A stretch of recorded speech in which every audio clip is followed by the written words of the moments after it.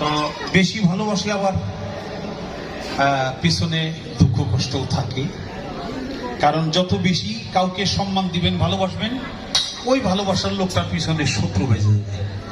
তো আমার যত যাই হোক আপনাদের ভালোবাসাটাই মনে রাখবো, আর কিছুই মনে রাখবো না।